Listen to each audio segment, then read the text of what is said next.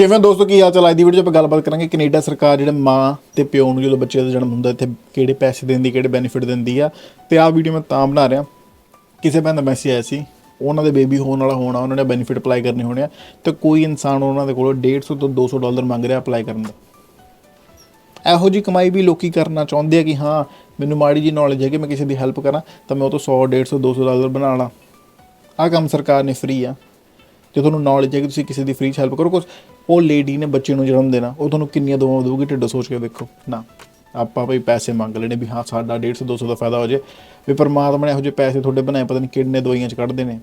ਆਪਾਂ ਇਸ ਮੁਲਕ ਨੂੰ at the end of the day corruption ਨਾਲ ਆਪ ਖੁਦ ਬਣਾ ਰਹੇ ਕਿ ਹਾਂ ਇੰਡੀਆ 'ਚ ਕਰਪਸ਼ਨ ਸੀ ਤਾਂ ਇੱਥੇ ਹੁਣ ਆਪਣੇ ਲੋਕ ਜੇ ਆਹੀ ਹਰਕਤਾਂ ਕਰਨਗੇ, ਆਪਣੇ ਲੋਕਾਂ ਨੂੰ ਹੀ ਮਾੜੇ ਮਾੜੇ ਕੰਮ ਕਰਨ ਲਈ ਪੈਸੇ ਲੈਣਗੇ under the table.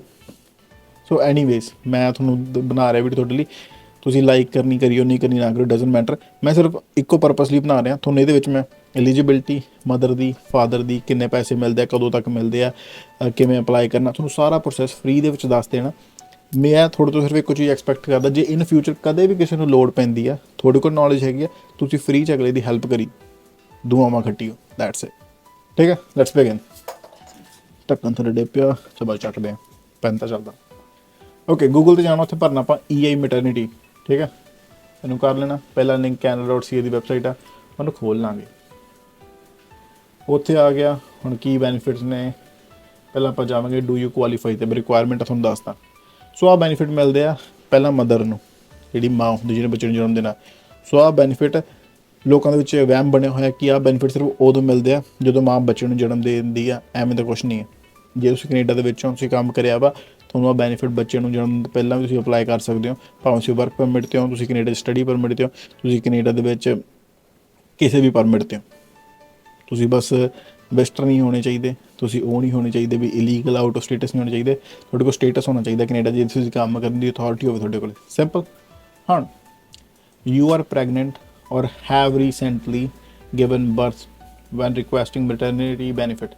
So you are pregnant means ਇੱਕ ਮਾਂ ਲਈ ਕੀ ਸੀ ਨਾ, ਜਿਹੜੀ ਮਦਰ ਆ ਉਹ ਬੱਚੇ ਨੂੰ ਜਨਮ ਦੇਣ ਤੋਂ 3 ਮਹੀਨੇ ਪਹਿਲਾਂ, ਜਿਹੜੀ ਡਿਊ ਡੇਟ ਹੁੰਦੀ ਡਿਲੀਵਰੀ ਦੀ, ਜਿਹੜੀ ਡਾਕਟਰ ਨੇ ਦੱਸੀ ਹੁੰਦੀ ਆ, ਉਸ ਤੋਂ 3 ਮਹੀਨੇ ਪਹਿਲਾਂ ਕੰਮ ਕਰਨਾ ਛੱਡ ਕੇ ਉਹ ਆਪਣੇ ਬੈਨੀਫਿਟ ਸ਼ੁਰੂ ਕਰ ਸਕਦੇ ਆ। ਅਤੇ ਉਹਨਾਂ ਨੂੰ 3 ਮਹੀਨੇ ਪਹਿਲਾਂ ਤੋਂ ਬੈਨੀਫਿਟ ਮਿਲਣੇ ਸ਼ੁਰੂ ਹੋ ਜਾਣਗੇ, ਅਤੇ ਉਦੋਂ ਬਾਅਦ 'ਚ ਉਹਨਾਂ ਨੂੰ ਟੋਟਲ 15 ਹਫ਼ਤੇ ਲਈ ਬੈਨੀਫਿਟ ਮਿਲਦੇ ਆ। ਠੀਕ ਹੈ। ਹੁਣ ਜੇ ਉਹਨਾਂ ਨੇ ਬਾਅਦ 'ਚੋਂ ਅਪਲਾਈ ਕਰਨਾ ਬੱਚੇ ਨੂੰ ਜਨਮ ਦੇਣ ਤੋਂ ਬਾਅਦ ਮੈਂ, ਤਾਂ ਉਹ ਉਹਨਾਂ ਦੇ ਕੋਲ ਬੱਚੇ ਦੇ ਜਨਮ ਤੋਂ ਲੈ ਕੇ 17 ਹਫ਼ਤਿਆਂ ਦਾ ਟਾਈਮ ਹੁੰਦਾ, ਜਿਹਦੇ ਵਿੱਚ ਉਹਨਾਂ ਨੇ ਅਪਲਾਈ ਕਰਕੇ 15 ਹਫ਼ਤਿਆਂ ਦੇ ਬੈਨੀਫਿਟ ਲੈਣੇ ਹੁੰਦੇ ਆ। ਜਿੰਨਾ ਲੇਟ ਅਪਲਾਈ ਕਰੋਗੇ ਉਨੇ ਘੱਟ ਟਾਈਮ ਦੇ ਬੈਨੀਫਿਟ ਮਿਲਣਗੇ। ਸਰਕਾਰ ਨੇ ਟਾਈਮ ਫਰੇਮ ਰੱਖਿਆ ਕਿ ਤੁਹਾਨੂੰ ਮੈਕਸੀਮਮ ਅਸੀਂ ਦੇਵਾਂਗੇ 15 ਹਫ਼ਤਿਆਂ ਦੇ ਬੈਨੀਫਿਟ। ਠੀਕ ਹੈ। ਤੁਸੀਂ ਭਾਵੇਂ 3 ਮਹੀਨੇ ਪਹਿਲਾਂ ਸ਼ੁਰੂ ਕਰ ਲਓ ਬੱਚੇ ਨੂੰ ਜਨਮ ਦਿਨ ਤੋਂ, ਜਾਂ ਫਿਰ ਤੁਸੀਂ ਜਨਮ ਦਿਨ ਤੋਂ 17 ਹਫ਼ਤੇ ਦੇ ਵਿੱਚ ਅਪਲਾਈ ਕਰ ਲਓ। ਠੀਕ ਹੈ। ਤੁਹਾਨੂੰ ਮਿਲਣੇ ਮੈਕਸੀਮਮ 15 ਹਫ਼ਤਿਆਂ ਦੇ ਆ। ਜਿੰਨਾ ਤੁਸੀਂ ਲੇਟ ਅਪਲਾਈ ਕਰੋਗੇ, ਜੇ ਮੰਨ ਲਓ ਵੀ ਉਹ 17 ਹਫ਼ਤੇ ਕ੍ਰੋਸ ਹੋ ਰਿਹਾ, ਤਾਂ ਤੁਹਾਨੂੰ ਉਨੇ ਘੱਟ ਟਾਈਮ ਦੇ ਬੈਨੀਫਿਟ ਮਿਲਣਗੇ। ਸਿੰਪਲ। ਕੋਈ ਡਾਊਟ ਹੋਇਆ ਤਾਂ ਕਮੈਂਟ ਕਰ ਦਿਓ, ਮੈਂ ਤੁਹਾਨੂੰ ਕਲੀਅਰ ਕਰ ਦੂੰਗਾ। ਸੋ ਆਹ ਮਦਰ ਨੂੰ ਮਿਲਦੇ 15 ਹਫ਼ਤਿਆਂ ਦੇ ਬੈਨੀਫਿਟ, ਜਿਹਨੂੰ ਕਹਿੰਦੇ ਮੈਟਰਨਿਟੀ ਬੈਨੀਫਿਟ। ਠੀਕ ਹੈ। ਹੁਣ ਜਦੋਂ ਮੈਟਰਨਿਟੀ ਖਤਮ ਹੋ ਜਾਂਦੇ ਆ, ਉਦੋਂ ਬਾਅਦ 'ਚੋਂ ਪੇਰੈਂਟਲ ਬੈਨੀਫਿਟ ਸ਼ੁਰੂ ਹੁੰਦੇ ਆ, ਜਿਹੜੇ ਮਾਂ ਅਤੇ ਪਿਓ ਨੂੰ ਸਾਂਝੇ ਮਿਲਦੇ ਆ ਜਵਾਕ ਦੀ ਟੇਕ ਕੇਅਰ ਕਰਨ ਦੇ। ਠੀਕ ਹੈ।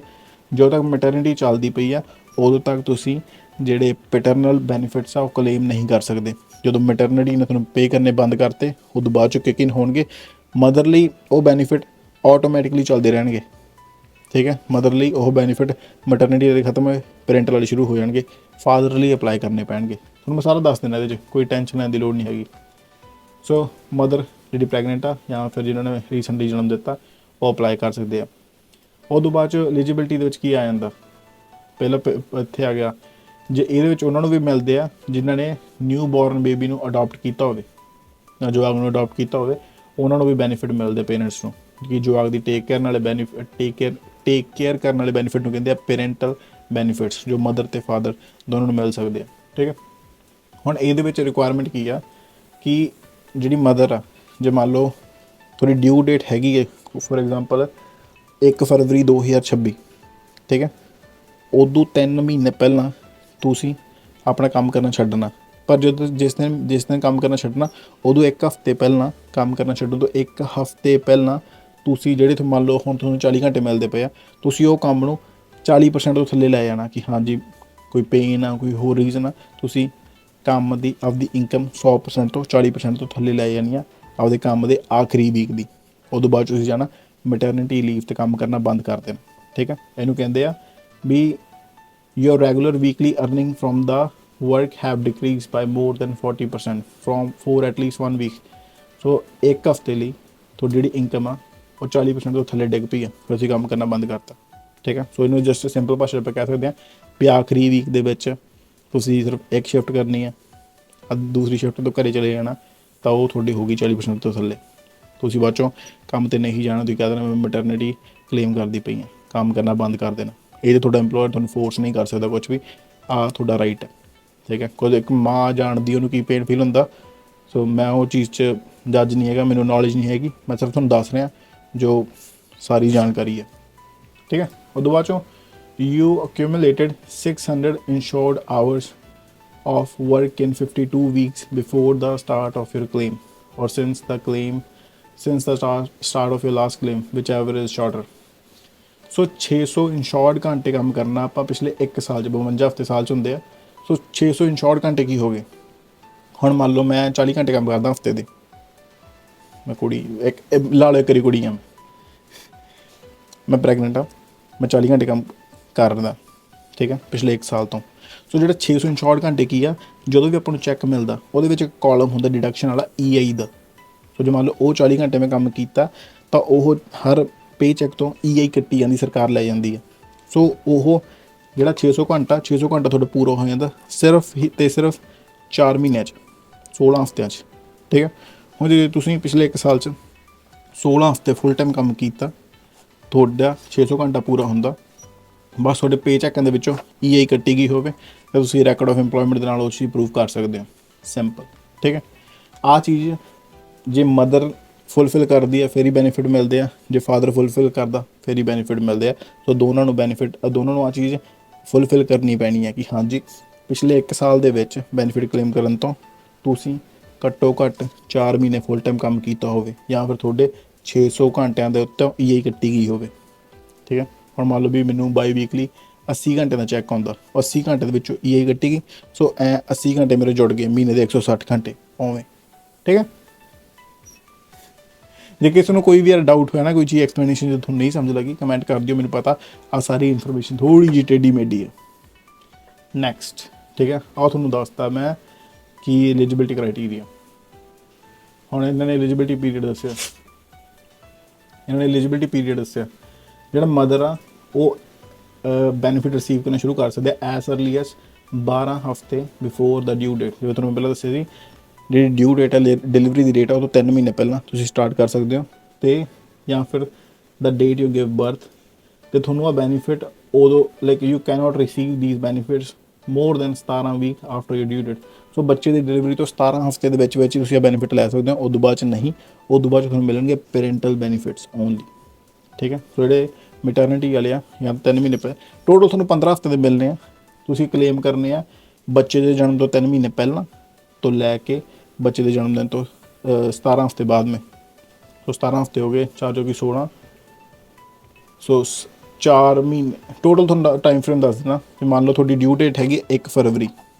ਠੀਕ ਹੈ, 1 ਫਰਵਰੀ ਤੋਂ 3 ਮਹੀਨੇ ਪਿੱਛੇ ਵਗ ਜਾਓ, ਤੁਸੀਂ ਉੱਥੋਂ ਸ਼ੁਰੂ ਕਰ ਸਕਦੇ ਹੋ ਜਾਂ ਫਿਰ ਤੁਸੀਂ ਅਪ ਟੂ ਜਾ ਸਕਦੇ ਹੋ ਅੱਗੇ 4 ਮਹੀਨੇ ਅਤੇ 1 ਹਫ਼ਤੇ ਦੇ ਵਿੱਚ, ਜਿਹਦੇ ਵਿੱਚ ਤੁਸੀਂ ਆਪਣਾ 15 ਹਫ਼ਤਿਆਂ ਦੇ ਬੈਨੀਫਿਟ ਕਲੇਮ ਕਰਨੇ ਆ, ਉਹ ਤੁਹਾਡੇ 'ਤੇ ਆ। ਜੇ ਤੁਸੀਂ ਲੇਟ ਫਾਈਲ ਕਰੋਗੇ ਉਨਾ ਹੀ ਤੁਹਾਡਾ ਟਾਈਮ ਘੱਟ ਜਾਊਗਾ। 17 ਹਫ਼ਤਿਆਂ ਦਾ ਪੀਰੀਅਡ ਡੈਡਲਾਈਨ ਹੁੰਦੀ ਹੈ, ਅਤੇ 17 ਹਫ਼ਤੇ ਤੋਂ ਬਾਅਦ ਮੈਂ ਤੁਹਾਨੂੰ ਕੋਈ ਬੈਨੀਫਿਟ ਨਹੀਂ ਮਿਲਣੇ। 17 ਹਫ਼ਤੇ ਦੇ ਵਿੱਚ ਭਾਵੇਂ ਤੁਸੀਂ 15 ਹਫ਼ਤੇ ਦੇ ਪੂਰੇ ਲੈ ਲਓ, ਭਾਵੇਂ 13 ਹਫ਼ਤਿਆਂ ਦੇ ਲੈ ਲਓ, ਆ ਤੁਹਾਡੇ 'ਤੇ।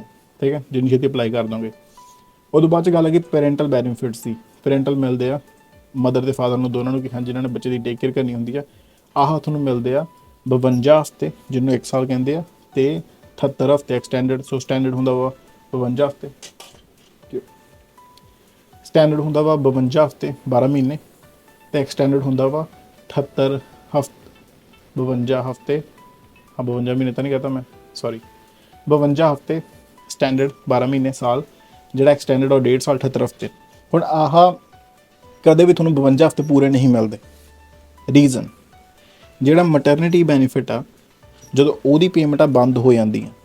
ਹੁਣ ਉਹਨਾਂ ਨੇ ਕੀ ਕਿਹਾ ਸੀ ਕਿ ਬੱਚੇ ਦੇ ਜਨਮ ਦਿਨ ਤੋਂ, ਬੱਚੇ ਦੇ ਜਨਮ ਹੋਣ ਤੋਂ 17 ਹਫ਼ਤਿਆਂ ਤੱਕ ਤੁਸੀਂ ਉਹ ਲੈ ਸਕਦੇ ਹੋ। 17 ਹਫ਼ਤਿਆਂ ਦੇ ਵਿੱਚ ਤੁਸੀਂ 15 ਹਫ਼ਤੇ ਦੇ ਪੂਰੇ ਕਰਨੇ ਹੁੰਦੇ ਆ। ਜੇ ਤਾਂ ਤੁਹਾਡੇ 15 ਹਫ਼ਤੇ ਪਹਿਲਾਂ ਹੋ ਜਾਂਦੇ ਕੰਪਲੀਟ, ਮੰਨ ਲਓ ਵੀ ਬੱਚੇ ਦੇ ਜਨਮ ਦਿਨ ਤੋਂ ਮਹੀਨੇ ਬਾਅਦ 2 ਮਹੀਨੇ ਬਾਅਦ, ਤਾਂ ਉਦੋਂ 2 ਮਹੀਨੇ ਬਾਅਦ ਤੁਹਾਡੇ ਆਹ ਚੀਜ਼ ਕਿਕ ਇਨ ਹੋਊਗੀ, ਪੈਰੈਂਟਲ ਬੈਨੀਫਿਟਸ। ਹੁਣ ਪੈਰੈਂਟਲ ਬੈਨੀਫਿਟਸ ਤੁਹਾਨੂੰ ਸਿਰਫ ਬੱਚੇ ਦੇ ਜਨਮ ਦਿਨ ਤੋਂ 12 ਮਹੀਨੇ ਲਈ ਮਿਲਦੇ ਆ ਜੇ ਤੁਸੀਂ ਸਟੈਂਡਰਡ ਲੈਣੇ ਆ, ਅਤੇ ਐਕਸਟੈਂਡਰਡ ਤੁਹਾਨੂੰ ਮਿਲਣਗੇ 1.5 ਸਾਲ ਲਈ ਬੱਚੇ ਦੀ ਜਨਮ ਤਰੀਕ ਤੋਂ, ਭਾਵੇਂ ਉਹਦੇ ਵਿੱਚ ਤੁਹਾਡੇ ਮੈਟਰਨਿਟੀ ਵਾਲੀ ਪੇਮੈਂਟ ਆ ਰਹੀਆਂ ਸੀ, ਸੋ ਉਹ ਟਾਈਮ ਤੁਸੀਂ ਕਲੇਮ ਨਹੀਂ ਕਰ ਸਕਦੇ। ਅਤੇ ਜਦੋਂ ਮੈਟਰਨਿਟੀ ਵਾਲੀ ਪੇਮੈਂਟ ਬੰਦ ਹੋ ਗਈਆਂ ਉਦੋਂ ਬਾਅਦ 'ਚ ਤੁਹਾਨੂੰ ਆਹ ਜਿਹੜੇ ਪੈਰੈਂਟਲ ਬੈਨੀਫਿਟਸ ਆ ਕਿਕ ਇਨ ਹੋਣਗੇ। ਸੋ ਤੁਹਾਨੂੰ ਕਦੇ ਵੀ ਆ ਪੂਰੇ 12 ਮਹੀਨੇ ਨਹੀਂ ਮਿਲਦਾ ਹੁੰਦਾ, ਕਦੇ ਵੀ 18 ਮਹੀਨੇ ਨਹੀਂ ਮਿਲਦਾ ਹੁੰਦਾ। I hope I explain it better.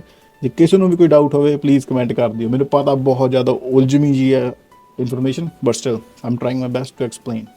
Okay, so ਆ ਤੁਹਾਨੂੰ ਐਕਸਪਲੇਨ ਕਰਤਾ, 2 ਆਪਸ਼ਨ ਦੱਸਤੇ, ਐਲੀਜੀਬਿਲਿਟੀ ਦੱਸਤੀ। ਮੈਂ ਪਹਿਲਾਂ ਆਪਦਾ ਵੀ ਹੋਮਵਰਕ ਕਰਕੇ ਆਉਣਾ, ਤਾਂ ਕਿ ਕੋਈ ਬਹੁਤ ਉਲਝਵੀਂ ਇਨਫੋਰਮੇਸ਼ਨ ਆ, ਬਟ ਸਟਿਲ ਕਿਸੇ ਭੈਣ ਨੇ ਕਿਹਾ ਤੇ ਮੇਰਾ ਫਰਜ਼ ਬਣਦਾ ਐਜ਼ ਏ ਭਰਾ ਟੂ ਹੈਲਪ ਐਵਰੀਵਨ। ਓਕੇ, ਸੋ ਮੈਂ ਤਾਂ ਪਹਿਲਾਂ ਚਾਰਟ ਵੀ ਬਣਾਇਆ ਸੀ, ਤੁਹਾਨੂੰ ਦੱਸਿਆ 12 ਮਹੀਨੇ ਵਾਲਾ ਕੀ ਸੀ ਨਾ, ਦੂਜਾ ਕੀ ਸੀ ਨਾ। ਓਕੇ, ਹੁਣ ਆਪਾਂ ਜਾਵਾਂਗੇ ਨੈਕਸਟ ਦੇ ਉੱਤੇ how much you could receive. So ਜੇ ਤੁਸੀਂ ਯਾਰ ਸਿੰਪਲੀ ਕਿਸੇ ਵੀ ਤੁਹਾਨੂੰ ਲਿੰਕ ਲੁੰਕ ਨਹੀਂ ਲੋੜ ਨਹੀਂ, ਮੈਟਰਨਿਟੀ ਭਰੀਏ ਗੂਗਲ 'ਤੇ, ਮੈਂ ਤੁਹਾਨੂੰ ਪਹਿਲਾਂ ਦੱਸਿਆ। ਉਹਦੇ ਵਿੱਚ ਪਹਿਲਾ ਕਾਲਮ ਵਾਟ ਦੀ ਬੈਨੀਫਿਟਸ ਆ, ਉਹਨਾਂ ਨੇ ਦੱਸਿਆ ਕਿ ਹਾਂਜੀ ਤੁਹਾਨੂੰ ਕਿੰਨੇ ਮਿਲਣਗੇ। ਤਾਂ ਤੁਹਾਨੂੰ ਮੈਕਸੀਮਮ ਤੁਹਾਡੀ ਅਰਨਿੰਗ ਦਾ 55% ਮਿਲ ਸਕਦਾ, ਜੋ ਕਿ ਮੈਕਸੀਮਮ $729 ਹਫ਼ਤੇ ਤੁਹਾਨੂੰ ਮਿਲਣਗੇ ਮੈਟਰਨਿਟੀ ਦੇ। ਮੈਕਸੀਮਮ ਹਫ਼ਤੇ ਦੇ $729, ਉਦੋਂ ਘੱਟ ਵੀ ਸਕਦੇ ਆ ਤੁਹਾਡੇ ਕੰਮ ਕੀਤੇ ਹਿਸਾਬ ਨਾਲ, ਤੁਹਾਡੇ ਪੀਰੀਅਡ ਦੇ ਹਿਸਾਬ ਨਾਲ, ਜਿੰਨੇ ਤੁਹਾਨੂੰ ਤਨਖਾਹ ਮਿਲਦੀ ਸੀ। ਠੀਕ ਆ, ਇੱਥੇ ਵੀ ਉਹੀ ਚੀਜ਼ ਲਿਖੀ, ਆ ਲਿਖਿਆ maternity and parental benefit overview. Overview 'ਚ ਕੀ ਲਿਖਿਆ, ਮੈਟਰਨਿਟੀ ਮਿਲਦੀ ਆ ਅਪ ਟੂ 15 ਹਫ਼ਤੇ, ਮੈਕਸੀਮਮ 15 ਹਫ਼ਤੇ ਲਈ ਮਿਲਦੀ ਆ। 55% ਬੈਨੀਫਿਟ ਰੇਟ, ਤੁਹਾਡੀ ਜਿੰਨੀ ਇਨਕਮ ਸੀ ਉਹਦਾ 55% up to $729। Standard parental benefit ਮਿਲਦੇ ਆ ਅਪ ਟੂ 40 ਹਫ਼ਤੇ, can be share between parents, ਆ ਵੀ ਤੁਹਾਨੂੰ 55% ਮਿਲਦੇ ਆ $729। ਐਕਸਟੈਂਡਡ ਮਿਲਦੇ ਆ 69 ਹਫ਼ਤੇ, ਸ਼ੇਅਰ ਕਰ ਸਕਦੇ ਹੋ। ਸੋ ਜਿੰਨਾ ਐਕਸਟੈਂਡ ਕਰੀ ਜਾਵਾਂਗੇ ਉਨੀ ਪਰਸੈਂਟੇਜ ਘੱਟ ਜੂਗੀ ਅਤੇ ਟਾਈਮ ਪੀਰੀਅਡ ਵੱਧ ਜੂਗਾ। ਸਿੰਪਲ 437। ਠੀਕ ਹੈ, ਹੁਣ ਆ ਜੀਏ ਮੈਟਰਨਿਟੀ, ਆ ਤਾਂ ਐਗਜ਼ਾਮਪਲ ਦਿੱਤੇ, ਦੈਟਸ ਓਕੇ। ਸੋ ਜੇ ਤੁਸੀਂ ਆਪਣਾ ਚੈੱਕ ਕਰਨਾ ਵੀ ਤੁਹਾਨੂੰ ਕਿੰਨੇ ਪੈਸੇ ਮਿਲਣਗੇ, ਤੁਸੀਂ ਆਣਾ how much you could receive. ਠੀਕ ਹੈ, ਇੱਥੇ ਇਹਨਾਂ ਨੇ ਦੱਸਿਆ ਹੋਇਆ ਦ number of weeks of benefits you get depend on the benefit type you choose and if you decide to share the benefits with other parents। ਸੋ ਜੇ ਤਾਂ ਇਕੱਲੀ ਮਦਰ ਹੀ ਸਾਰੇ ਬੈਨੀਫਿਟ ਕਲੇਮ ਕਰ ਰਹੀ ਤਾਂ ਉਹਨਾਂ ਨੂੰ ਵੱਧ ਅਮਾਊਂਟ ਮਿਲੂਗੀ। ਜੇ ਸ਼ੇਅਰ ਹੋ ਰਿਹਾ ਮਦਰ ਅਤੇ ਫਾਦਰ ਦੇ ਵਿੱਚ, ਦੋਨਾਂ ਨੇ ਕੰਮ ਕਰਨਾ ਛੱਡਤਾ, ਤਾਂ ਓਬਵੀਅਸਲੀ ਪੇਮੈਂਟਾਂ ਘੱਟ ਜਾਣਗੀਆਂ, ਸਪਲਿਟ ਹੋ ਕੇ ਮਿਲਣਗੇ ਦੋਨਾਂ ਨੂੰ। ਠੀਕ ਹੈ, ਅਤੇ the amount you could receive depend on insurable earnings. So last 1 ਸਾਲ ਦੇ ਵਿੱਚ ਤੁਸੀਂ ਇੰਸ਼ੋਰੇਬਲ ਅਰਨਿੰਗ ਜਿਹੜੇ 600 ਘੰਟੇ ਗਿਆ, ਉਹ ਕਿੰਨੇ ਪੈਸੇ ਤੁਸੀਂ ਕਮਾਏ ਆ, ਕਿੰਨਾ ਪੀਰੀਅਡ ਮਤਲਬ ਸੀ, ਉਹ 'ਤੇ ਡਿਪੈਂਡ ਕਰੂਗੀ। ਬਿਫੋਰ ਟੈਕਸਿਸ ਪਾਸਟ 52 ਹਫ਼ਤੇ, ਪਿਛਲੇ 1 ਸਾਲ ਦੇ ਵਿੱਚ ਤੁਹਾਨੂੰ ਕਿੰਨੇ ਰੁਪਏ ਤੁਸੀਂ ਕਮਾਏ ਆ, ਉਹਦੇ ਹਿਸਾਬ ਨਾਲ ਤੁਹਾਨੂੰ ਮਿਲਣਗੇ। ਠੀਕ ਹੈ, some employers can provide additional money to the employers on maternity and parental leave. ਕਈ ਐਮਪਲੋਇਜ਼ ਤੁਹਾਨੂੰ ਥੋੜ੍ਹੇ ਜਿਹੇ ਐਕਸਟਰਾ ਪੈਸੇ ਪ੍ਰੋਵਾਈਡ ਕਰ ਦਿੰਦੇ ਆ, ਜਾਂ ਕੰਮਾਂ ਦੇ ਉੱਤੇ ਆਪਾਂ ਨੂੰ ਬੈਨੀਫਿਟ ਮਿਲਦੇ ਆ, ਮੈਟਰਨਿਟੀ ਲੀਵ ਵਾਲੇ ਬੈਨੀਫਿਟਸ ਮਿਲਦੇ ਆ। ਤਾਂ ਕੰਮ ਸਰਕਾਰ ਦੇ ਨਾਲ ਕੰਮ ਵਾਲੇ ਵੀ ਆਪਣਾ ਸਾਥ ਦੇ ਦਿੰਦੇ ਆ ਕਿ ਹਾਂਜੀ ਤੁਹਾਨੂੰ ਸਾਲ ਲਈ ਪੈਸੇ ਉਹ ਵੀ ਦੇ ਦਿੰਦੇ ਆ। This is called top up and check with your employer to find out.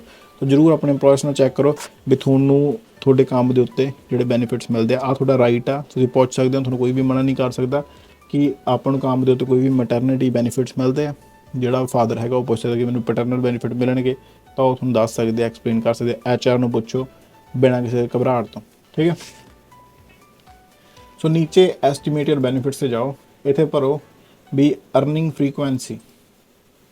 ਹੁਣ ਤੁਸੀਂ ਵੀਕਲੀ ਕਮਾ ਰਹੇ ਹੋ ਜਾਂ ਸਾਲ ਦਾ ਪੈਕੇਜ ਆ, ਇੱਥੇ ਭਰ ਲਓ ਵੀ ਵੀਕਲੀ ਅਰਨਿੰਗ ਬਿਫੋਰ ਟੈਕਸ। ਸੋ ਵੀਕਲੀ ਕਿੰਨੇ ਪੈਸੇ ਕਮਾ ਰਹੇ ਹੋ ਵੀਕਲੀ।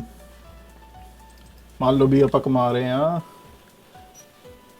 ਆਪਾਂ ਉੱਕਾ ਸਾਲ ਦਾ ਲਾ ਕੇ ਚੱਲਦੇ ਹਾਂ ਵੀ ਸਾਲ ਦਾ ਆਪਾਂ ਨੂੰ ਬਣ ਗਿਆ ਇਹ ਬਿਫੋਰ ਟੈਕਸਿਸ। ਜੇ ਆਪਾਂ 2000 ਮਹੀਨੇ ਦਾ ਲਾ ਲਈਏ ਅਤੇ ਉਹ ਟੈਕਸ ਟੁਕਸ ਪਾ ਕੇ ਆਪਾਂ ਬਿਫੋਰ ਟੈਕਸਿਸ ਆਉਂਦਾ ਆਪਾਂ ਨੂੰ $2400, $2450। ਠੀਕ ਹੈ, ਅਤੇ 2500 ਲਾ ਲਈਏ, 25 ਦਾ ਆ 25000 ਪਲੱਸ 25 11ਵੇਂ ਮਹੀਨੇ ਦਾ $30,000 ਬਣ ਗਿਆ। ਠੀਕ ਹੈ, 3 ਲੱਖ ਨੂੰ ਪਤਾ ਸ਼ੇਰਾ ਕੀ ਕਰੀ ਜਾਂਦਾ 30,000।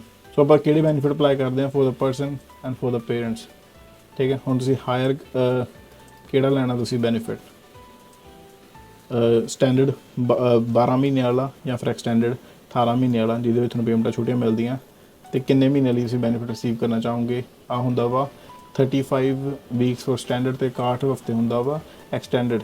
ਸੋ ਤੁਸੀਂ ਇੱਥੇ ਡਿਸਾਈਡ ਕਰ ਸਕਦੇ ਹੋ 35 ਤੋਂ 61 ਦੇ ਵਿੱਚ। So let's put 60 sorry 35, you can take up to 35 weeks of standard up to 61 for extended. ਠੀਕ ਹੈ, ਸੋ ਇੱਥੇ ਆਪਾਂ ਸਟੈਂਡਰਡ ਸੈਲੈਕਟ ਕੀਤਾ, ਜੇ ਐਕਸਟੈਂਡਡ ਕਰ ਦਾਂਗੇ ਤਾਂ ਇੱਥੇ ਆਪਾਂ ਭਾਰ ਪਾਵਾਂਗੇ 60 ਆਪਾਂ ਟੋਟਲ ਨਹੀਂ ਲੈ ਸਕਦੇ ਉਵੇਂ, ਉਦੋਂ ਸੈਂਸ ਨਹੀਂ ਬਣਦੀ ਉਹਦੀ।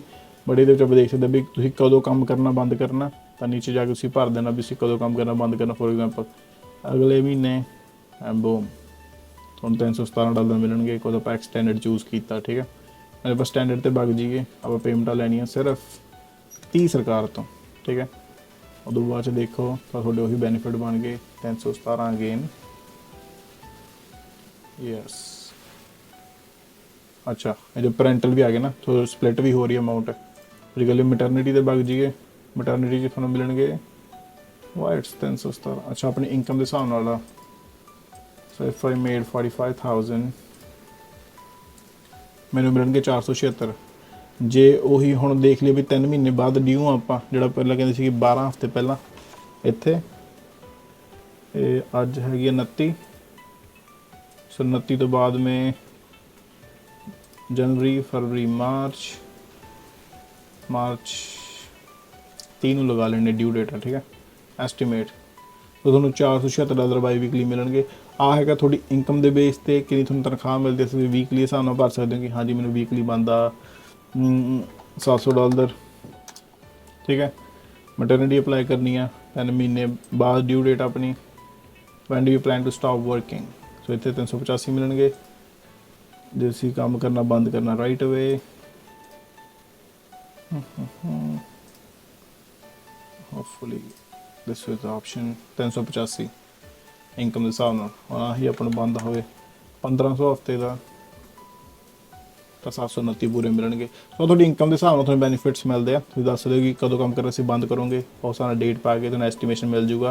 ਅਤੇ ਕਦੋਂ ਆ ਚੀਜ਼ ਐਂਡ ਹੋਊਗੀ, ਜੇ ਮੰਨ ਲਓ ਆਪਾਂ ਹੁਣੇ ਅਪਲਾਈ ਕਰਦੇ ਹਾਂ 15 ਹਫ਼ਤੇ ਲਈ ਮਿਲੂਗਾ, ਅਤੇ 23 ਮਈ 2026 ਨੂੰ ਬੰਦ ਹੋ ਜੂਗਾ। ਅਤੇ ਉਦੋਂ ਬਾਅਦ 'ਚ ਆਪਣੇ ਪੈਰੈਂਟਲ ਬੈਨੀਫਿਟਸ ਕਿਕ ਇਨ ਕਰ ਜਾਣਗੇ। ਠੀਕ ਹੈ, ਹੁਣ ਮੈਟਰਨਿਟੀ ਤੋਂ ਬਾਅਦ ਭਰ ਦਈਏ ਆਹ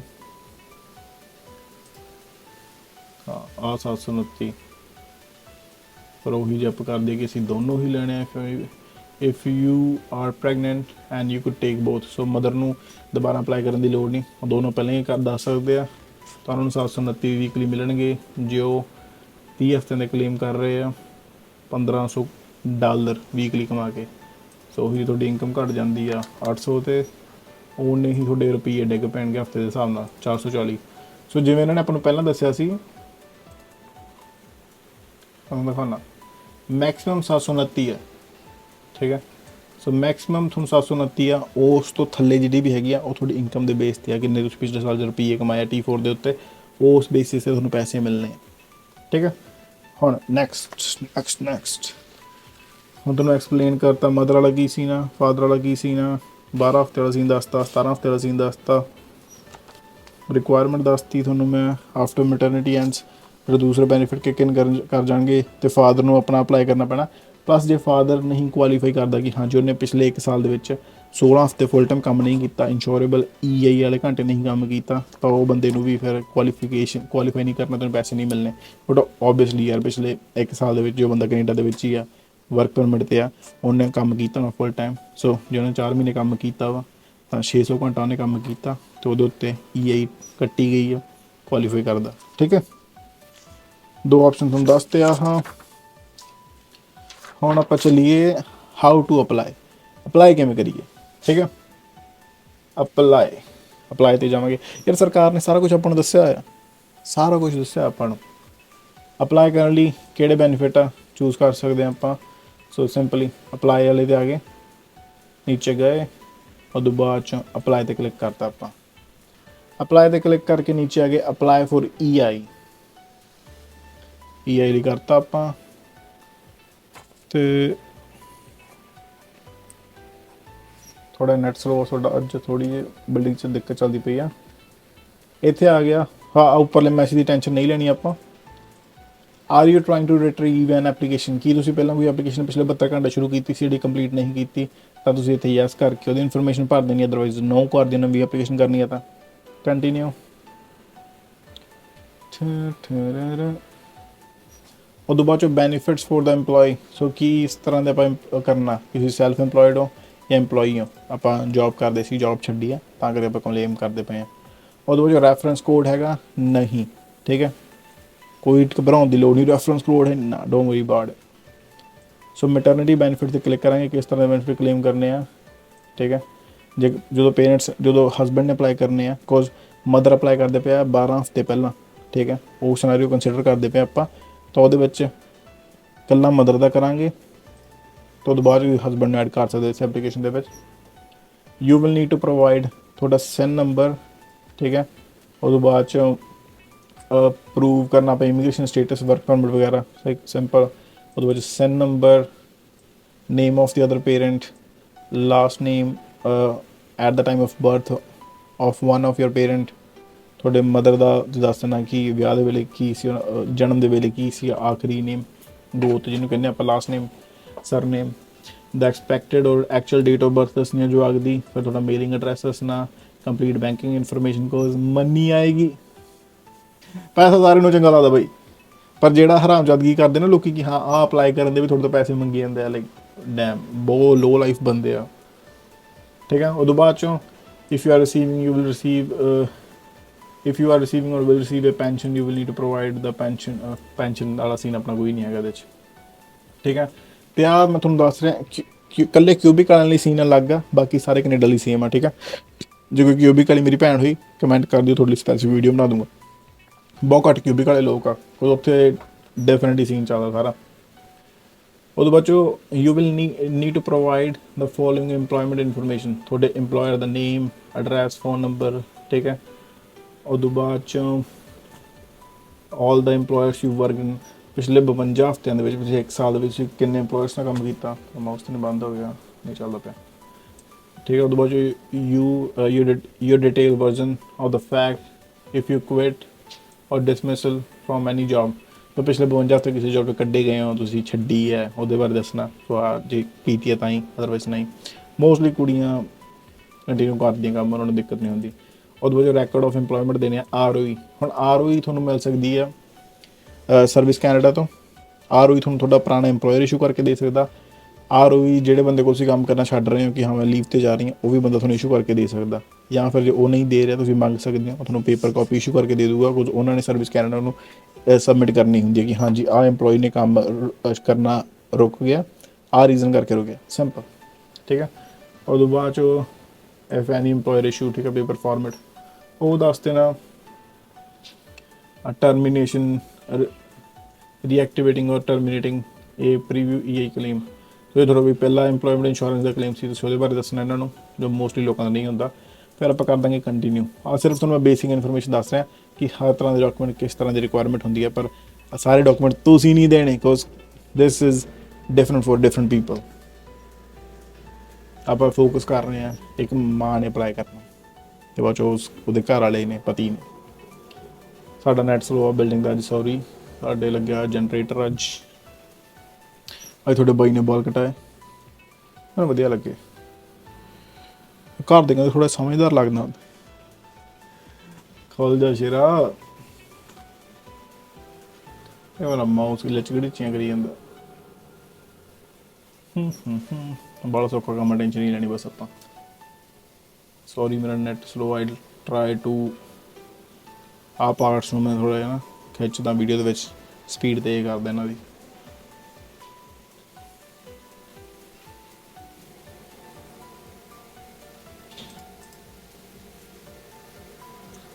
ਕੰਟੀਨਿਊ ਔਨ ਹੋ ਗਿਆ। ਸੋ ਸਭ ਤੋਂ ਪਹਿਲੇ ਨੰਬਰ 'ਤੇ ਭਰਨਾ ਆਪਾਂ SIN ਨੰਬਰ, ਠੀਕ ਹੈ। ਸੋ ਇਹ 'ਤੇ ਮੈਂ ਹਾਈਡ ਕਰੂੰਗਾ ਕਿਉਂਕਿ ਮੈਂ ਇਨਫੋਰਮੇਸ਼ਨ ਭਰ ਰਿਹਾ ਆਪਦੀ।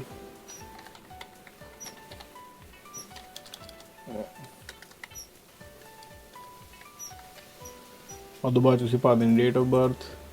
ਆਹ ਪਾਰਟ 'ਤੇ ਮੈਂ ਹੋਪਫੁਲੀ ਤੁਹਾਨੂੰ ਸਕਰੀਨ ਸ਼ਾਇਦ ਬਲੈਂਕ ਹੀ ਦਿਖੂਗੀ। ਇੱਥੇ ਪਰਸਨਲ ਇਨਫੋਰਮੇਸ਼ਨ ਆ, ਤੁਸੀਂ ਖੁਦ ਭਰਨੀ ਆਪਣੀ, ਠੀਕ ਹੈ। ਲਾਸਟ ਨੇਮ ਜਿਹੜਾ ਵੀ ਹੈਗਾ ਤੁਹਾਡਾ ਉਹ ਭਰ ਦੇਣਾ ਸੀ, ਫਸਟ ਨੇਮ ਜਿਹੜਾ ਹੈਗਾ ਸੀ ਉਹ ਭਰ ਦੇਣਾ। ਉਹਦੇ ਬਾਅਦ 'ਚੋਂ ਲਾਸਟ ਨੇਮ ਐਟ ਬਰਥ, ਸੋ ਕੁੜੀਆਂ ਦਾ ਵਿਆਹ ਤੋਂ ਬਾਅਦ ਲਾਸਟ ਨੇਮ ਚੇਂਜ ਹੋ ਜਾਂਦਾ, so last name at birth ਤੁਸੀਂ ਭਰ ਦੇਣਾ ਜਿਹੜਾ ਤੁਹਾਡਾ ਹੈਗਾ। ਉਹਦੇ ਬਾਅਦ gender male female X, that's up to you. Last name of one of your parents, so ਤੁਹਾਡੇ ਮਦਰ ਦਾ ਲਾਸਟ ਨੇਮ ਜਦੋਂ ਉਹਨਾਂ ਦਾ ਬਰਥ ਹੋਇਆ ਸੀ ਉਹ ਭਰ ਦਿਓ, ਸਿੰਪਲ, ਠੀਕ ਹੈ। ਕਰ ਦਾਂਗੇ ਕੰਟੀਨਿਊ, ਇੱਥੇ ਇਨਫੋਰਮੇਸ਼ਨ ਆਊਗੀ, ਸਾਰਾ ਕੁਝ ਚੈੱਕ ਕਰ ਲੈਣਾ, ਕੰਟੀਨਿਊ, ਠੀਕ ਆ। ਉਹਦੇ ਬਾਅਦ ਤੁਹਾਨੂੰ ਟੈਂਪਰੇਰੀ ਕੋਡ ਇਸ਼ੂ ਕਰਕੇ ਦੇਣਗੇ, ਇਹਨੂੰ ਜ਼ਰੂਰ ਕਾਪੀ ਕਰ ਲਿਓ, ਲਿਖ ਲਿਓ, ਫੋਟੋ ਖਿੱਚ ਲਿਓ, ਕੋਈ ਇਹਦੀ ਰਿਕੁਆਇਰਮੈਂਟ ਪਊਗੀ ਤੁਹਾਨੂੰ ਅੱਗੇ, ਠੀਕ ਹੈ। ਦਿਸ ਟੈਂਪਰੇਰੀ ਪਾਸਵਰਡ ਹੈਜ਼ ਬਿਨ ਰੈਂਡਮਲੀ ਜਨਰੇਟਡ, ਆਹ ਤੁਹਾਡੀ ਹੈਲਪ ਕਰੂਗਾ। ਸਰਵਿਸ ਓਕੇ, ਕੰਟੀਨਿਊ ਕਰਾਂਗੇ ਇਹਨੂੰ ਆਪਾਂ। ਉਹਦੇ ਬਾਅਦ ਈਮੇਲ ਭਰ ਦੇਣੀ ਤੁਸੀਂ ਆਪਣੀ,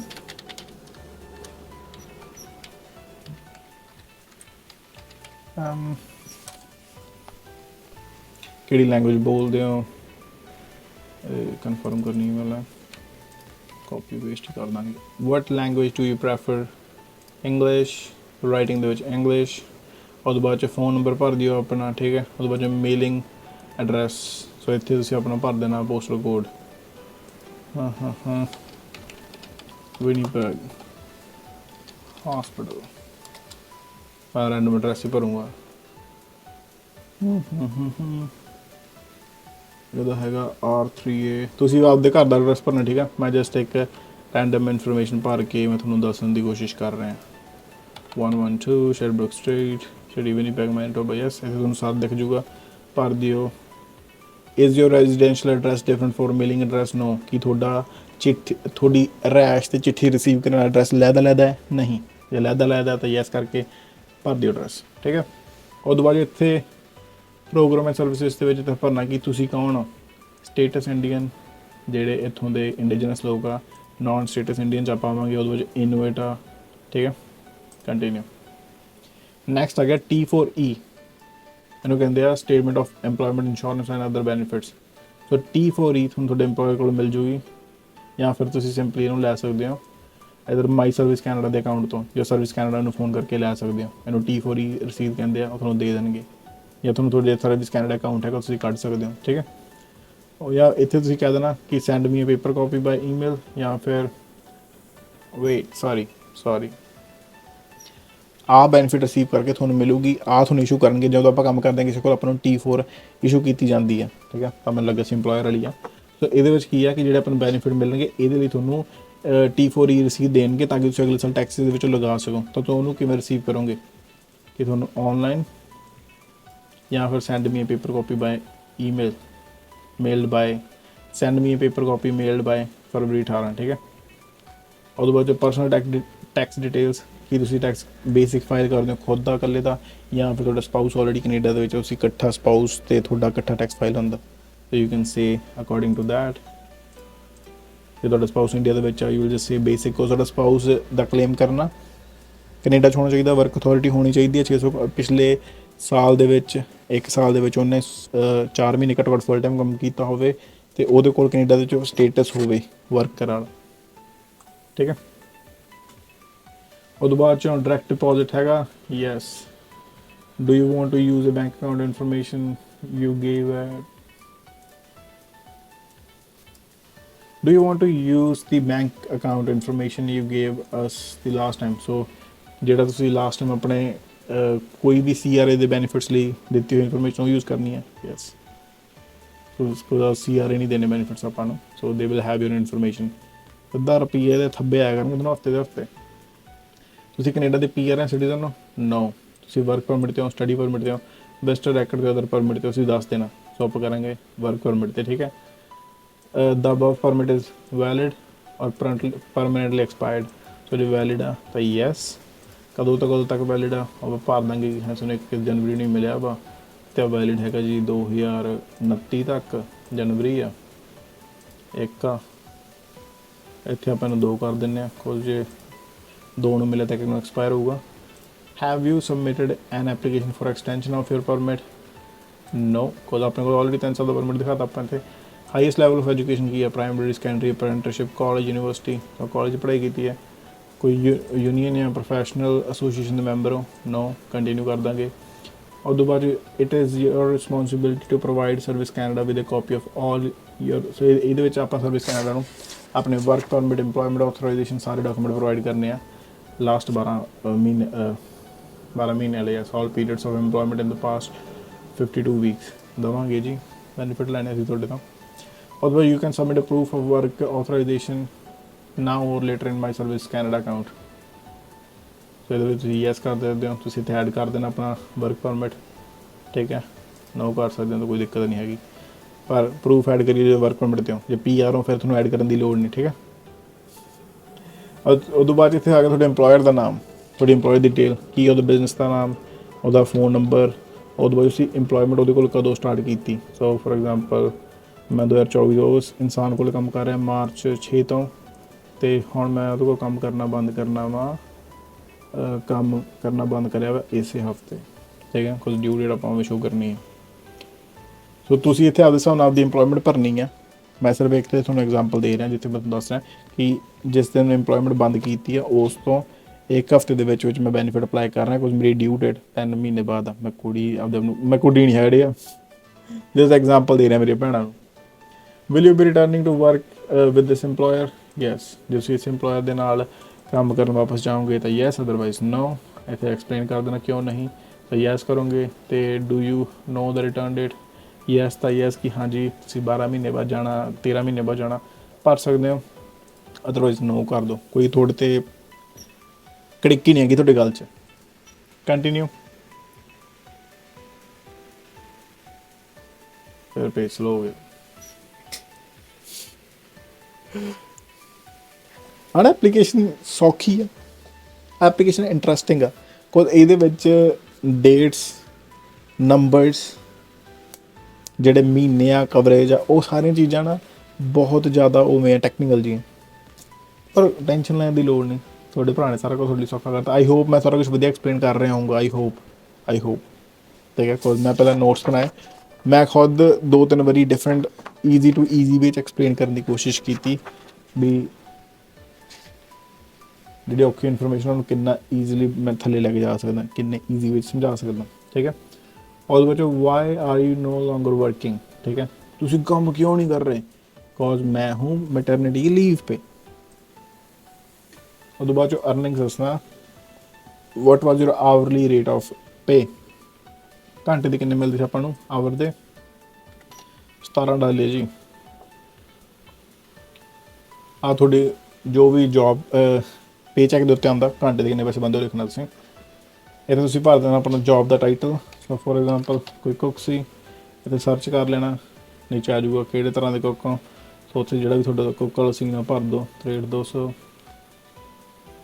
ਉਹ 'ਚ ਕਰ ਦਾਂਗੇ ਕੰਟੀਨਿਊ ਠੀਕ ਆ ਉਹਦੇ ਬਾਅਦ ਚੋਂ we need record of employment covering the period of work to process the claim so record of employment ਜਿਹੜੇ ਇੰਪਲੋਇਰ ਕੋਲ ਤੁਸੀਂ ਕੰਮ ਕਰਨਾ ਛੱਡੋਗੇ ਉਹਨੂੰ ਤੁਸੀਂ ਕਹਿ ਦੋਗੇ ਕਿ ਵੀਰ ਜੀ HR ਜੀ ਸਾਨੂੰ ROE ਭੇਜ ਦਿਓ ਸਿੰਪਲ ਕੋਈ ਪੈਸਾ ਨਹੀਂ ਲੱਗਣਾ ਕੁਛ ਨਹੀਂ ਲੱਗਣਾ ਤੁਹਾਡਾ ਰਾਈਟ ਤੁਹਾਨੂੰ ਦੇਣਗੇ ਕੁਛ ਜਦੋਂ ਕੋਈ ਵੀ ਵਰਕਰ ਕੰਮ ਕਰਨਾ ਕਿਸੇ ਕੋਲ ਛੱਡਦਾ ਉਹਦਾ ROE ਰੈਕਡ ਆਫ ਇੰਪਲੋਇਮੈਂਟ ਉਸ ਇੰਪਲੋਇਰ ਦੀ ਰਿਸਪੌਂਸਿਬਿਲਿਟੀ ਹੁੰਦੀ ਆ ਉਹਨਾਂ ਨੇ ਵਿਦਿਨ ਮੇਰੇ ਹਿਸਾਬ ਨਾਲ 4 ਹਫ਼ਤਿਆਂ ਦੇ ਵਿੱਚ ਇੰਪਲੋਇਮੈਂਟ ਖਤਮ ਹੋਣ ਤੋਂ ਬਾਅਦ ਉਹਨਾਂ ਨੇ ਸਬਮਿਟ ਕਰਨਾ ਹੁੰਦਾ ਸਰਵਿਸ ਕੈਨੇਡਾ ਨੂੰ ਪਲੱਸ ਤੁਹਾਨੂੰ ਇੱਕ ਕਾਪੀ ਦੇਣੀ ਹੁੰਦੀ ਹੈ ਤੁਸੀਂ ਲੈ ਸਕਦੇ ਹੋ ਜੇ ਨਹੀਂ ਮਿਲਦੀ ਪਈ ਤਾਂ ਤੁਸੀਂ ਉਹ ਤੋਂ ਲੈ ਸਕਦੇ ਹੋ ਸਰਵਿਸ ਕੈਨੇਡਾ ਤੋਂ directly I have a paper record of employment ROE and will submit it or have submitted it to Service Canada. So ਜੇ Service Canada submit ਕਰਤੀ और my employer submitted the ROE electronically ठीक है ਆ ਕਰ ਸਕਦੇ ਹੋ ਕਿ ਤੁਹਾਡੇ employer ਨੇ already ਕਰਤੀ ਹੈ ਜਾਂ ਫਿਰ I requested or will request the ROE from my employer to be submitted promptly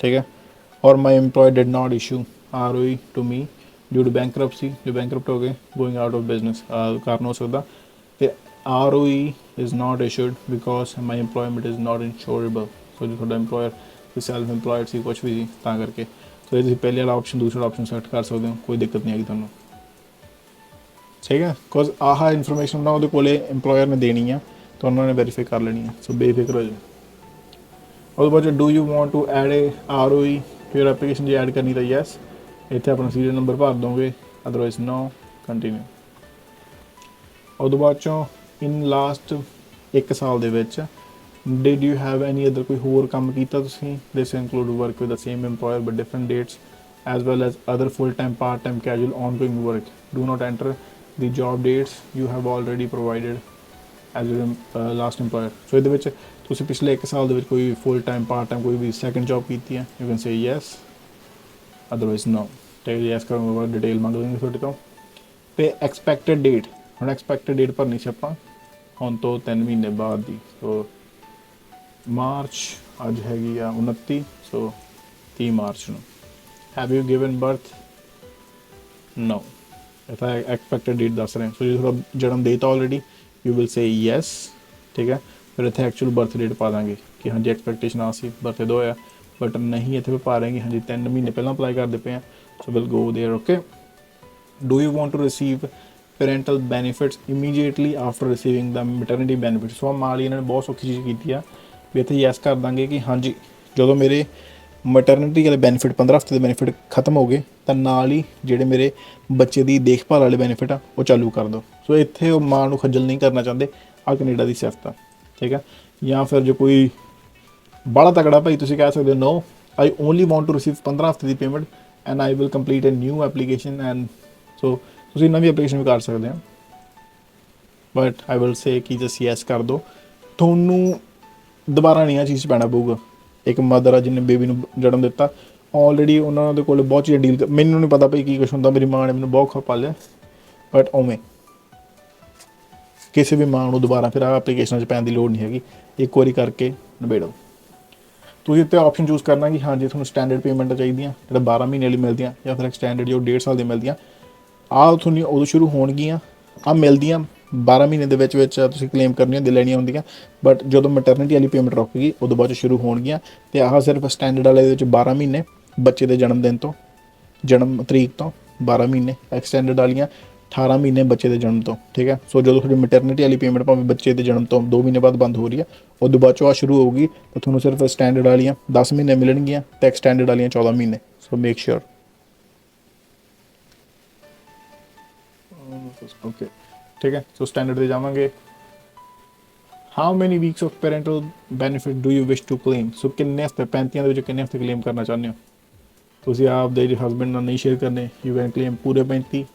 ਜੇ ਉਹਨਾਂ ਨਾਲ 5 ਹਫ਼ਤੇ ਸ਼ੇਅਰ ਕਰਨੇ ਆ, ਯੂ ਕੈਨ ਕਲੇਮ 30। ਜੇ ਉਹਦੇ ਨਾਲ ਤੁਸੀਂ 15 ਹਫ਼ਤੇ ਸ਼ੇਅਰ ਕਰਨੇ ਆ, you can claim 20। Up to you. ਮਾਂ ਕੋਲੇ ਪਹਿਲਾ ਹੱਕ ਆ, ਠੀਕ ਹੈ। ਜਿੰਨੇ ਵੀ ਤੁਸੀਂ ਕਰਨੇ ਆ ਯੂ ਕੈਨ ਕਲੇਮ, ਸਰਕਾਰ ਤੁਹਾਨੂੰ ਮਨਾ ਨਹੀਂ ਕਰਦੀ। ਹੁਣ number of parental week selected ਆਪਾਂ ਨੂੰ 35 ਹਫ਼ਤੇ ਮਿਲਣਗੇ, ਮੈਟਰਨਿਟੀ ਆਪਾਂ ਨੂੰ 15 ਹਫ਼ਤੇ ਮਿਲਣਗੇ। ਦੋਨਾਂ ਦੇ ਵਿੱਚ 55% ਮਿਲਣੀ ਆਪਾਂ ਨੂੰ, ਜਿਹੜੇ ਆਪਾਂ ਕਮਾਈ ਕਰਦੇ ਸੀ ਉਦੋਂ 55%, ਠੀਕ ਹੈ। Continue. Are you able to provide the information now for verification we require other parents social insurance number. ਅਤੇ ਇੱਥੇ ਹੁਣ ਤੁਸੀਂ ਭਰੋਗੇ ਆਪਣੇ ਹਸਬੈਂਡ ਦੀ। ਸੋ ਯੈਸ ਕਰਕੇ ਤੁਸੀਂ ਉਹਨਾਂ ਦੀ ਸਾਰੀ ਇਨਫੋਰਮੇਸ਼ਨ ਭਰ ਦੇਣੀ ਹੈ। ਸੋਸ਼ਲ ਇੰਸ਼ੋਰੈਂਸ ਉਹਨਾਂ ਦਾ ਹੈਗਾ ਉਹ ਭਰ ਦੇਣਾ, ਠੀਕ ਹੈ। ਜੇ ਉਹ ਇੰਡੀਆ ਦੇ ਵਿੱਚ ਨੇ ਤੁਸੀਂ ਨੋ ਕਰ ਦੇਣਾ, ਠੀਕ ਹੈ। Choose the following, I will provide the other parents name and social insurance number to Service Canada as soon as possible, or I am unable to provide the information regarding the other parents, so it's up to you ਕਿ ਬਾਅਦ 'ਚੋਂ provide ਕਰਨੀ ਹੈ ਜਾਂ ਤੁਹਾਡੇ ਕੋਲ ਨਹੀਂ ਹੈਗੀ, ਠੀਕ ਹੈ। ਉਦੋਂ ਬਾਅਦ 'ਚੋਂ exemption declared before required, okay. Before being exempted, normally you are asked to complete a report every 2 weeks of receiving EI. Each completed report becomes a claim for the benefits, weeks of unemployment. Before, okay, I understand that I'm making a claim benefits covering every week of my period. I accept that I will not be required to complete reports for this period. I also agree that Service Canada immediately. I also agree to inform Service Canada immediately if while I'm collecting my EI benefits. So I work, receive money outside. ਇੱਥੇ ਆਪਾਂ ਨੋ ਕਰਾਂਗੇ। Okay, ਇੱਥੇ ਆ ਗਿਆ cubic ਵਾਲਾ, QPIP ਨੋ। ਕਦੋਂ cubic ਵਾਲਿਆਂ ਲਈ ਲਿਆਦਾ ਸੀ ਨਾ, ਠੀਕ ਹੈ। ਉਹਦੇ ਬਾਅਦ have you received or will you receive workers compensation after the last year of your worker. So ਤੁਸੀਂ ਕਿਸੇ ਵੀ ਤਰ੍ਹਾਂ ਦੀ ਵਰਕਰ ਕੰਪਨਸੇਸ਼ਨ ਲਓਗੇ? ਨੋ। ਜੇ ਅਪਲਾਈ ਕੀਤੀ ਯੈਸ, ਅਦਰਵਾਈਜ਼ ਨੋ। ਸੋ ਇੱਥੇ ਆ ਗਿਆ ਇਫ ਯੂ ਆਰ ਰਿਸੀਵਿੰਗ, ਇੱਥੇ ਮੈਜੋਰਟੀ 'ਚ ਆਪਾਂ ਨੋ ਕਰਨਾ, ਕੋਈ ਪੈਨਸ਼ਨ ਵਾਲਾ ਸੀਨ ਆ, ਸੋ ਨੋ। ਉਹਦੇ ਬਾਅਦ ਫੈਮਿਲੀ ਰਿਲੇਸ਼ਨ ਵਿਦ ਇੰਪਲੋਇਰ, ਕੋਈ ਤੁਹਾਡਾ ਫੈਮਿਲੀ ਇੰਪਲੋਇਰ ਜਿਹੜਾ ਤੁਸੀਂ ਕੰਮ ਕਰਦੇ ਪਏ ਸੀ, ਕੋਈ ਤੁਹਾਡਾ ਫੈਮਿਲੀ ਰਿਸ਼ਤਾ ਹੈਗਾ? ਨੋ। ਤੁਸੀਂ ਰਿਲੇਟਡ ਹੋ ਉਹਨਾਂ ਦੇ ਨਾਲ, ਕੋਈ ਕੋ ਓਨਰ ਹੋ? ठीक है। Shareholder in corporation for which you work last 52 हफ्ते। Did you work for a corporation which you own more than 40%। ਤੁਸੀਂ ਕਿਸੇ ਕਾਰਪੋਰੇਸ਼ਨ ਦੇ ਮਾਲਕ ਸੀ, ਤੁਸੀਂ 40% ਤੋਂ ਵੱਧ ਮਾਲਕ ਹੋ, ਤੁਸੀਂ ਉਹਦੇ ਕੰਮ ਕੀਤਾ, ਨੋ ਤਾਂ ਨੋ, ਯੈਸ ਤਾਂ ਯੈਸ। ਸੋ ਹਰ ਇਨਸਾਨ ਦਾ ਅਲੱਗ ਹੈ ਜਿਨ੍ਹਾਂ ਨੇ ਬਿਜ਼ਨਸ ਖੋਲ੍ਹ ਲੈਂਦੇ ਆ। ਸੋ ਜੀ ਯੈਸ ਕਰੋਗੇ ਆਪਦੀ ਇਨਫੋਰਮੇਸ਼ਨ ਭਰ ਦਿਓ। Continue. Okay. Unable to work for medical reasons no. Cause ਜਿਹੜਾ ਤੁਹਾਡਾ ਮੈਂ ਦੱਸਦਾ ਮੈਡੀਕਲ ਰੀਜ਼ਨ 'ਚ ਕੀ ਆ ਜਾਂਦਾ ਆਪਣਾ।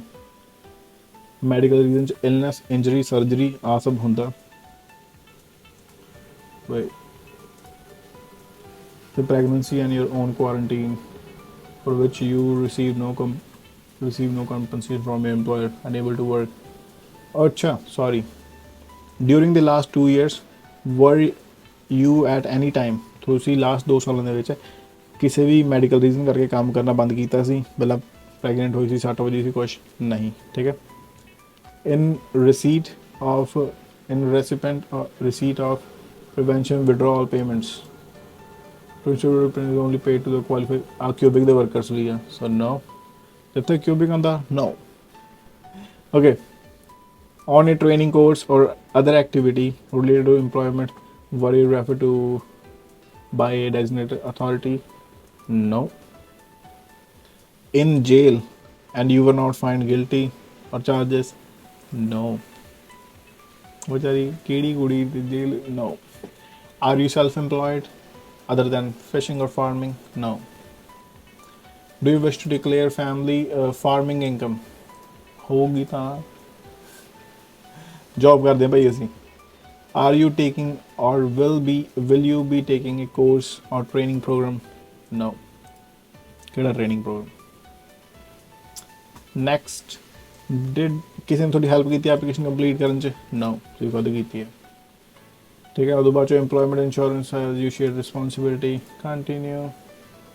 ਇੱਥੇ ਵੀ ਆਪਾਂ ਕੰਟੀਨਿਊ ਕਰ ਦਾਂਗੇ, ਕੰਟੀਨਿਊ ਕਰ ਦਾਂਗੇ, ਕੰਟੀਨਿਊ ਕਰ ਦਾਂਗੇ, ਕੰਟੀਨਿਊ ਕਰ ਦਾਂਗੇ। I accept my rights and responsibilities. Money owing interest falls में we charge interest on any debt or ਸੋ ਜੇ ਤੁਸੀਂ ਮਿਸਰੈਪ੍ਰੈਜ਼ੈਂਟ ਕਰਦੇ ਹੋ ਤਾਂ ਤੁਹਾਡੇ ਵਿਆਜ ਲੱਗ ਕੇ ਤੁਹਾਡੇ ਪੈਸੇ ਵਾਪਸ ਲੈਣਗੇ। ਤਾਂ ਹਾਂਜੀ ਅਸੀਂ ਰਿਸਪੋਂਸਿਬਿਲਿਟੀ ਲੈਂਦੇ ਹਾਂ। ਅਟੈਸਟੇਸ਼ਨ ਕਿ ਹਾਂਜੀ ਤੁਸੀਂ ਫੁੱਲ ਐਕਨੋਲਜ ਕਰਦੇ ਪਏ ਜੋ ਅਸੀਂ ਕਰਦੇ ਪਏ ਹਾਂ। ਯੈਸ, ਠੀਕ ਹੈ। ਉਹਦੇ ਬਾਅਦ 'ਚੋਂ ਆ ਗਈ ਥੋੜੀ ਕਨਫਰਮੇਸ਼ਨ। ਇੱਥੇ ਆ ਗਿਆ ਆਪਾਂ ਜਿਵੇਂ ਐਂਡ 'ਤੇ ਰਸੇ ਨੰਬਰ ਨਹੀਂ ਦਿਖਦਾ ਪਿਆ, ਖੜ ਜਾਓ।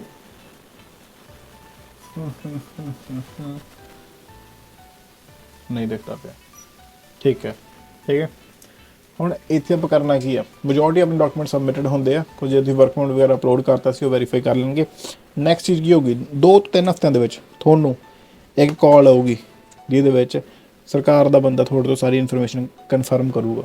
ਜਿਵੇਂ ਉਹਨੇ ਇਨਫੋਰਮੇਸ਼ਨ ਕਨਫਰਮ ਕੀਤੀ ਤੁਹਾਡੇ ਬੈਨੀਫਿਟਸ ਸ਼ੁਰੂ ਹੋ ਜਾਣਗੇ ਸਿਰਫ 1 ਤੋਂ 2 ਹਫ਼ਤੇ ਦੇ ਵਿੱਚ, ਠੀਕ ਹੈ।